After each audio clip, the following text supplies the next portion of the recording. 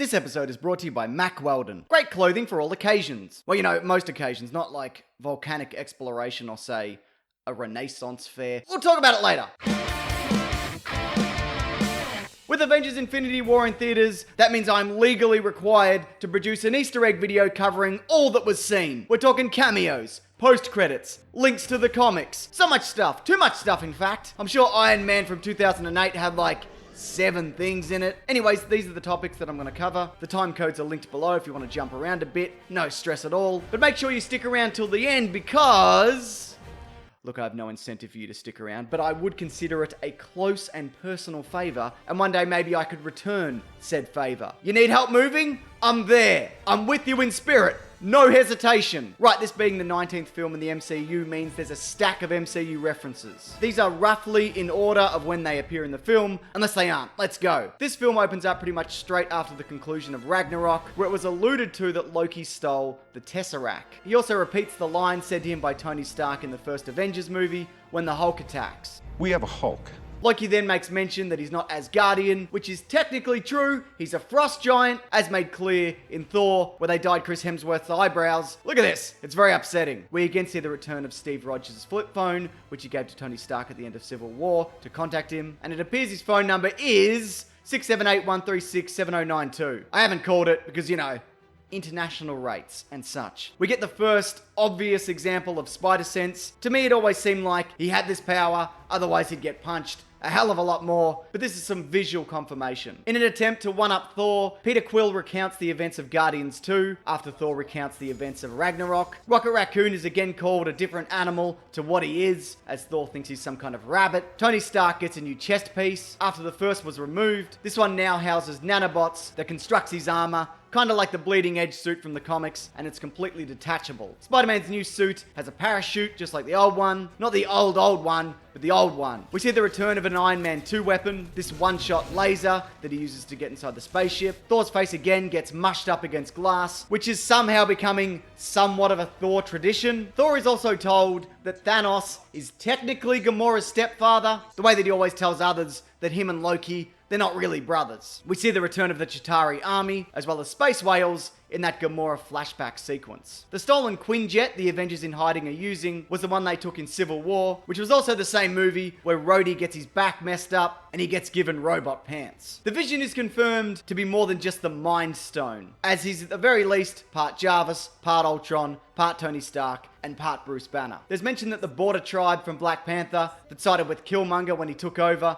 will assist in the defense of Wakanda, or at least the ones that left will. Their leader isn't seen, so it's very possible that he was exiled or left on his own accord. The timeline for Spider-Man Homecoming says this movie is set 8 years after the Avengers, and that is apparently not a thing, not true. Incorrect. 8 years. Well done, Sony, you blew it. The Russo brothers confirmed this in an interview, and this movie is said to be 6 years after the Battle of New York, meaning most of these films appear to be set in the same year that they come out. There are exceptions to that. We see some Sakaar ships, one's even piloted by Nebula. They were introduced in the first Guardians. It's said that Loki is probably dead, even though he's been dead before. Twice really, because it happened in Thor, the one with the blonde eyebrows, and second Thor, the Dark Thor. Peter Parker says, "What are those?" when the extra arms appear in his new costume, like in Black Panther. I guess this is a thing they're doing in these movies now. Thor laments to Rocket that his mother was killed by a dark elf. Also from Thor, the Dark Thor, and also that he's 1500 years old. Something prior to this,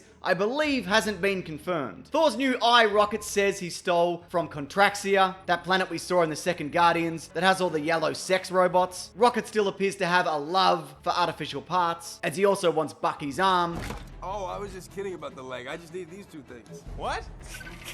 The gravity magnetic weapon thing that we've seen a couple of times is used by Peter Quill, once on Iron Man and once on Thanos. Shuri busts out one of her Panther gauntlets again. A new version of the Hulk Buster is shown. The last one was named Veronica, after Betty and Veronica. Betty also being the name of Bruce Banner's previous love interest. It also gets an arm torn off, like it did in Age of Ultron. There's also a bunch of comic book stuff in this also, a lot of which is borrowed directly from the comics The Infinity War, The Thanos Quest, and Infinity from 2013. Silver Surfer was originally the one to warn about Thanos, whereas this time it's Bruce Banner. Loki refers to himself as the God of Mischief, like he's called in the comics, which I don't think he's called himself before in the films. We see a bunch of new Doctor Strange powers, including duplication, which he uses against Loki in Strange Tales 123. We also see the Cauldron of the Cosmos. Are you seriously leaning on the cauldron of the cosmos?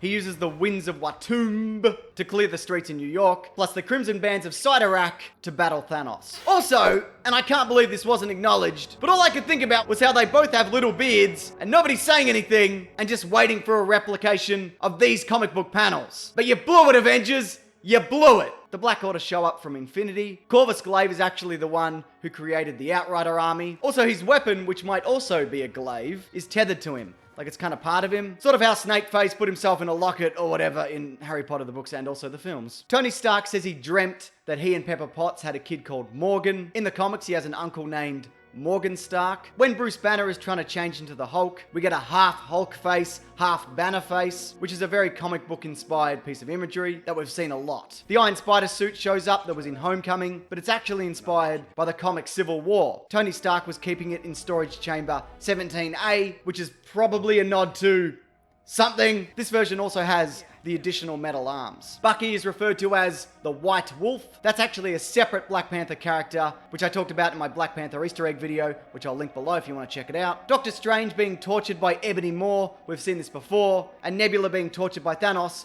That has also happened before, though it's in a much more extreme way, as she's horribly burnt and then being kept alive between a state of living and dead. Thanos also easily defeats the Hulk, like he has previously in the comics. Tony Stark works side by side with the Guardians, albeit reluctantly. He has actually been a member of the Guardians when he set off into space for a bit, and he also had a brief fling with Gamora. Thor's new hammer is actually an axe, similar to that of Yarnborn, though it's not called Yarnborn, it's called Stormbreaker, which is actually the name of Beta Ray Bill's hammer, the horse-faced alien Thor we keep thinking will show up, but he hasn't showed up as of yet. It's not explicitly stated, but this version of Captain America, minus the shield and spangly costume, bears a resemblance, in occupation only, really, to that time he gave up the mantle and went by Nomad. Spider-Man is referred to by Thanos as an insect, a common insult thrown at him by his enemies, though technically he'd be an arachnid, though that's not as good an insult, I guess. Spider-Man blinds Thanos with his webs, which he's done fighting him before, and he's also kicked him square in the face before. The Gardener once wrapped up Thanos in vines, which he easily breaks, like Groot does. Also, I guess Groot is worthy? That's interesting. Groot. Whoa, language! Apparently he said something really horrible here. Thanos turns Drax and Mantis into cubes and spaghetti, like he once did to Eros and Nebula. Why he doesn't just do this to everyone is beyond me. Just make everyone you're fighting spaghetti. What are you doing? Captain America has also gone up against Thanos before, which went about as well as it did in the movie. Thanos has also killed Vision before. When the Vision is killed, he turns into a monochrome grey color. He's also been one color before in the comics, and I wonder that if there's enough of him left, that if they rebuild him, minus the stone, he just stays one color. Thanos snapping his fingers and killing half the universe has happened in the comics, as has him having a peaceful retirement where he becomes Farmer Thanos. In the movie, we even see his old armor hung up on a scarecrow. In the credits also, a number of comic book creators are thanked, in particular Jim Starlin, for his significant contributions to this film because he's worked on a number of Thanos-based projects. Man, I think it's time to take a pause from the breakneck pace of this video. And what better way to do that than talk about this video's sponsor? Please don't leave. Mack Weldon. Mack Weldon are a quality clothing company that makes sweet-looking hoodies, underwear, undershirts, t-shirts, polos, socks, sweats, which are all famously antimicrobial, which basically means you can wear them all day and they stay fresh as. It's crazy. They also fit really well. They are 100% my favorite t-shirt. I got a bunch of them. So if you like clothing that's not terrible and also very good, that also lasts and is cool, maybe check them out by visiting MackWeldon.com. And if you use the offer code Mr. Sunday Movies, all one word, you get 20% off your purchase. What a great deal. All that is linked below. I hope you like characters because this film has characters. I'm going to be touching more on the minor ones. I mean, I'm sure you saw all the main ones, unless you didn't, in which case you may have been in the screening for I Am Pretty instead. I hope you enjoyed it. Tony Stark's new AI unit, Friday's heard. She took over Jarvis. I thought she was housed in the suit, but we don't hear from her again when he goes into space, so she might not be. Valkyrie, Korg, and Meek, those characters are not seen, so I imagine that they escaped. Thor mentions that half of the Asgardians are killed, so there's a fair chance they'll be back. Also, I read that Kenneth Branagh is the voice of the Asgardian distress call. He directed the first Thor with the eyebrows, but I cannot confirm that. The eyebrows I can confirm, 100%. They look real weird. Please tell me I'm not going mad.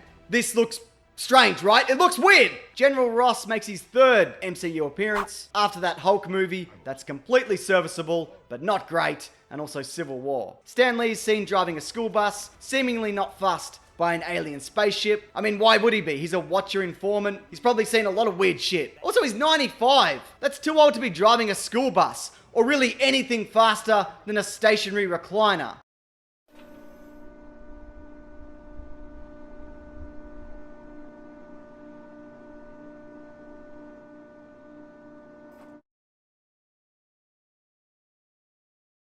Also on the bus is Ned Leeds. We see the Collector, but it's not really the Collector, it's an illusion. So there's a good chance he's dead. Clint Barton and Scott Lang are said to be under house arrest for their involvement in beating up an airport. I expect we'll see more of them in the next film. Their status was briefly mentioned in the prequel comic to this film, and we'll also see more of that in Ant-Man and the Wasp. We get M'Baku and the Dora Milaje, headed up by Ayo from Black Panther, as well as giant Peter Dinklage in the role of Etri, the giant dwarf, the maker of Thor's weapons! Oh, and holy shit, Red Skull shows up. I was convinced that this was the voice of Hugo Weaving, and then I saw the movie again and I was like, I don't think that, maybe that isn't Hugo Weaving. But then it was confirmed that he's played by master of many impressions, Ross Marquand.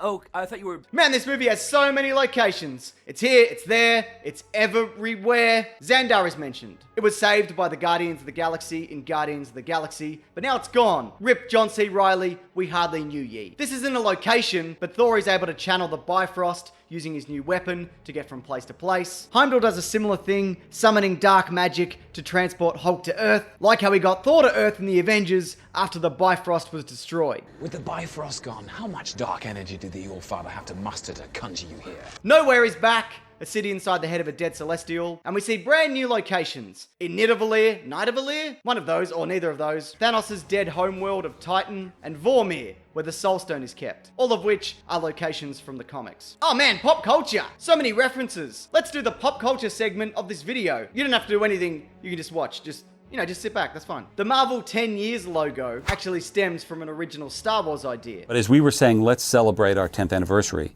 and I was trying to come up with a tagline, we just stole it from the Star Wars anniversary. And speaking of Star Wars, the opening seemed very reminiscent of Star Wars, original Star Wars. Big ship, small ship, terrifying invading force.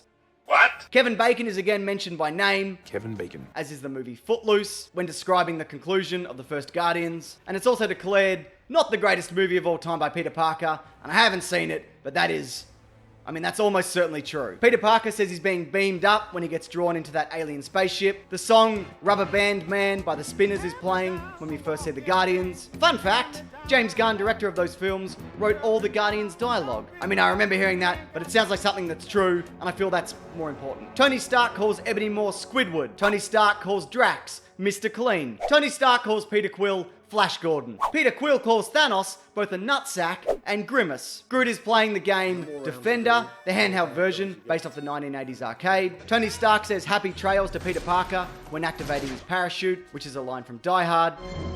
Happy trails, Hans. The Wilhelm scream is briefly heard when Squidward gets aliened out of the spaceship. An alien is again referenced when Peter Parker asks Mantis not to lay eggs inside him.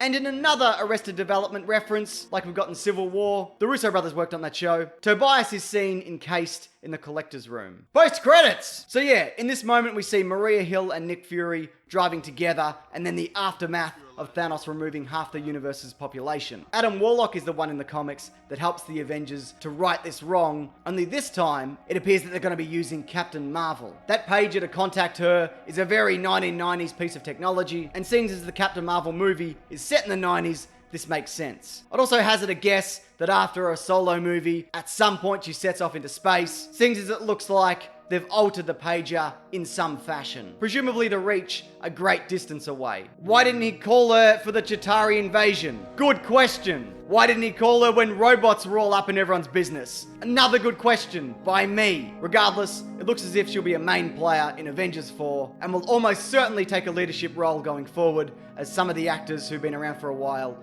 will be stepping away. Alright, that about does it. But if I've missed anything, which I'm sure I have, there's always new Easter eggs revealed. Please feel free to add it below, and any thoughts you may have on your favourite or least favourite Easter egg. You can go least favourite, that's fine. Also, it'd be great if you liked and subscribe and bell icon, because that helps in some way. I'm not sure how. YouTube is very unclear on that. But that'd be great. And there's also videos here every Sunday, Tuesday, and Thursday. There's a sweet Avengers Caravan of Garbage comic coming up on Tuesday. Bloody get excited for that. Along with some other very interesting videos about Infinity War that I've got planned. Also, one last thing, I have a podcast called The Weekly Planet. I know this is a lot of things, I apologize. But on Monday, we're talking Avengers Infinity War in great depth. The good, the not as good, where the future movies will head after this. There's a bunch of spoiler stuff that we want to get into. But you can also find all that and more at planetbroadcasting.com, the home of many things you may or may not like. But thanks for watching this. I appreciate it.